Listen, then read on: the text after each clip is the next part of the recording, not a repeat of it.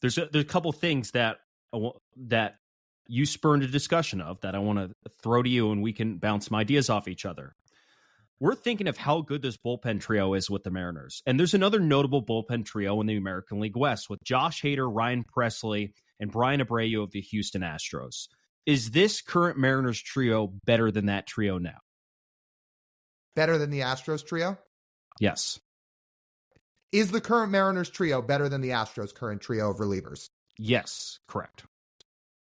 Give me the Mariners. I'm taking the Mariners. And maybe some people are going to scratch their heads. Can I give my reasoning behind this? Yeah, you can give your reasoning. So this trio of Gregory Santos, Matt Brash, and Andres Munoz finished almost a full win better than the Astros trio in 2023. That's by WAR. The Mariners were almost a full win better. Their projected WAR in 2024. The Mariners sit at 3.4 with that trio. Santos ranks first. Munoz ranks 10th. Brash ranks 11th. The Astros sit at 2.1. Brian Abreu ranks 17th. Hader ranks 20th. Ryan Presley ranks 37th. Oh, but it gets better. The Mariners trio had the better combined FIP than the Astros last year. Mariners were at 253. Astros were at 301. The Mariners had the better combined The Mariners had the better combined walks per 9 than the Astros bullpen last year. The Mariners trio combined for 3.34 walks per 9. Astros trio combined for 3.62. And the xERAs between these two are almost neck and neck. The Astros have the slight advantage. Houston's at 310. Mariners are at 312. You got the WAR. You got the FIP. You've got the walks per 9. Look, it's close. This Astros bullpen's really good. For the record, I think Brian Abreu is the best singular reliever of these 6. But of the trio, I'm taking the Mariners. That's a really good argument. That's really good.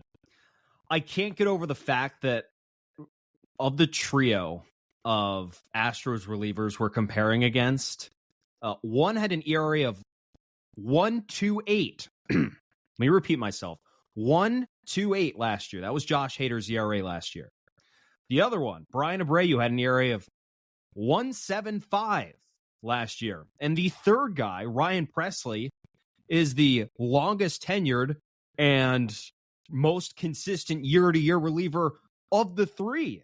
I mean, this dude had a sub-3 ERA for every season since he's been an Astro, until last season, of course. I mean, he had wins above replacement since 2018, 1.8, 1.6, and the COVID season, 2.4, 1.4, 1.1. He's getting a little older, but reliability factor is unbelievable. Here's how I'm going to frame this.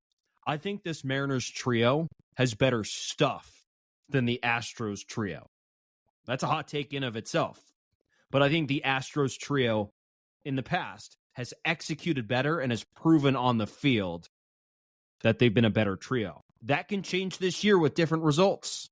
But for now, I would still slightly go with the Astros. Trio. Just the trio. We're just talking 3 guys. That's all we're talking about. We don't want to talk whole bullpens. That's a different discussion. Josh Hader walked a lot of guys last year. I know his ERA was low, but he walked a lot of guys. That isn't the greatest sign in the world. That signals there could be some regression next year. I don't know. Yeah, and he had a regression year. He had one in 2022. He had an ERA over 5. But the year before that, he had another sub 1.5 ERA. Like, that's at the end of the game, at the end of the day, Lyle, it is about run prevention. We do love our expected numbers, but once the season has come around, Josh Hader has not allowed very many runs. So It's true. But I told you I was going to save this argument for the show because, again, there's a lot of categories you go down the list where this trio of Mariners guys is ahead of Houston. So I think most people will look at Hader, they'll look at Abreu, they'll look at the sub-2 ERAs and say, yeah, it's them. And then you throw in Ryan Presley, too, who's been a model of consistency. But I think this Mariners trio has a case. I really do. I'm sure it'll all play out during the year. And this is just supposed to be a fun exercise and a good way of saying both these bullpens are going to be very good. But that's how much better I think the Mariners pen just got with Gregory Santos. That's enticing. Let me throw one more thing in. I think I said it before, but just to make it clear, Gregory Santos has the highest ZiPS projection for all relievers in F4 for 2024. Highest one. He is number one. He's ahead of everybody. Ahead of Edwin Diaz. Ahead of everybody. That's pretty exciting. That is pretty exciting. There's one more argument I think you want to make. I do. After everything the Mariners have done, and I know we said it after the Jorge Polanco trade, but I'm going to say it again here after the Santos trade. Jerry DiPoto and Justin Hollander. I want to get better about giving Hollander a lot of the credit for this because he deserves a ton of it. He's the GM now. He negotiates a bunch of these deals. Jerry and Justin deserve a ton of credit for what they've done. Again, this offseason, traded for Luis Urias. We'll see how he does. Traded for Jorge Polanco, signed Mitch Garver, traded for Luke Raley, traded for Mitch Haniger, now trades for Gregory Santos, and they've got a bunch of money left to spend at the deadline or throughout the year. So that being said, after all the moves the Mariners have made this winter, can they win the AL West? They can. Do you know the Vegas projections aren't that far apart? The bubble of the top three teams in the American League West. The Rangers, according to FanDuel, are at 92. Rangers. The Astros, according to FanDuel, are at 92.5. The Rangers are at 89.5, and the Mariners are at 86.5. I do believe they took Gregory Santos into account with this. It said it had updated that day, so we're gonna roll with that. So that is 6 wins separating the 3 teams for the Vegas projections. There's 2 teams on the end and 1 team in the middle. And you know what? Over the course of 162 game schedule, 6 wins is almost definitely within the margin of error for a season. So that leads me to say yes. I don't think the Mariners are a favorite. I still think the Astros should be a favorite because they have the best combination of hitting and pitching in the division. I don't know how much people can dispute that because they're pretty loaded. But there is no perfect team in the American League West. This isn't the 2019 Astros. Shit, this isn't the 2017, 18, or 19 Astros. This isn't the 2022 Astros who won the World Series. I mean, last year's Rangers team by no means was a juggernaut in the regular season, but they got it done when it came to postseason. I think there are 3 equally flawed teams that could win the American League West next season. Pick whatever strength you want of any of these 3 teams. The Mariners have the best starting rotation. The Mariners have the best bullpen. The Rangers have the best lineup. The Astros have the best combination of the 2.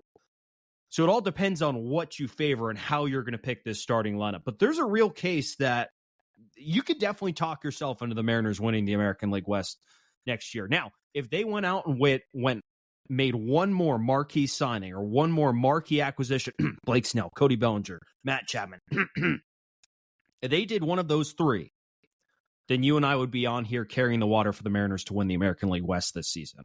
Flat out. I might already be talking myself into the Mariners winning the American League West. I just look at where they stood at the end of last year. They were 2 wins shy of catching both Texas and Houston. This is a team that had problems in the rotation with injuries a lot of the year. They relied on rookies who were awesome. The offense could not get out of its own way half the time. They were leaving all these guys on base. They were 6-14 in extra inning games last year, which was one of the worst records in extra innings in all of baseball. I don't think that's going to happen again. There's a lot of reasons to believe this team can win the West with their pitching, with their bullpen, and with the offense now, I think, marginally signals that it's only slightly improved. No, I think it is a full step improved than where it was at the end of 23. I think they could win the West. I do. Am I going to be shocked if Texas or Houston wins it instead? No. I think the Mariners can absolutely win the American League West. Yeah. I just can't talk them above Houston. I can't do it. You know, like I wanted to, and then I took a peek. Did you know the Astros in their current lineup? I'm not even going to get to their pitching staff yet. Their current lineup, they have 3 players in Yordan Alvarez, Kyle Tucker, and Jose Altuve, who have multiple peak seasons higher than any peak season of any of the 9 players in the Mariners lineup. 3 players. That's what we call an aircraft carrier. And I don't think this is a hot take. Like Julio, love you, dude.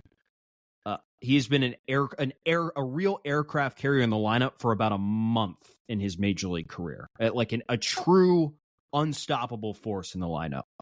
I think a lot of 2022 he was that. You look at his numbers from May and on of aircraft carrier.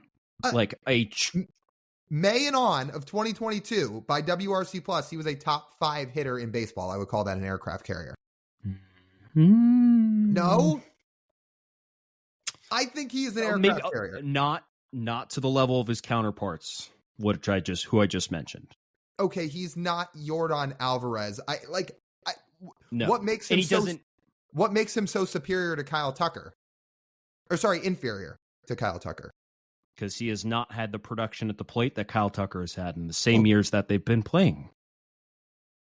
Kyle Tucker is a better hitter by WRC plus. Okay, sure. He was last year, right? Yeah, and when Julio was in the minors in 2021, it was like Kyle Tucker's gone 140, 126, and 144. I think I have that right. In the last 3 seasons. Again, you throw out that month of April for Julio in 22. I don't know how you're calling him anything else. I mean, I could throw out months of Kyle Tucker too. I'm not trying to slight Julio. I'm just saying what the numbers say. Okay. We can agree to disagree on that one. I think that the Astros, again, obviously are on paper a better offense than the Mariners. Obviously, you didn't even talk about Alex Bregman. You didn't talk about how good Yainer Diaz was last year. Right. It's a good offense. That being said, the only reason the Astros won the division last year is because George Kirby shut out the Rangers in a meaningless game 162. That happens, then the Rangers win the division. Astros come in second. I don't know what their run looks like from there on out. Otherwise, maybe they play somebody else. Maybe they lose. Again, maybe they would have lost to the Orioles if they had played those guys. But if that had happened, would you be saying anything different about Houston right now? I don't know. Maybe. But all we have to do right now is look on paper. That's all we got. That's why I know you and I just can't wait until they start playing games so we can start formulating opinions on what actually happens on the field. It's not out of the question. It is within the margin of error right now for the Mariners to win the American League West. And if you think the Mariners can win the American League West, like that is a completely fair, logical idea to have. I would not I could disagree, but it's not crazy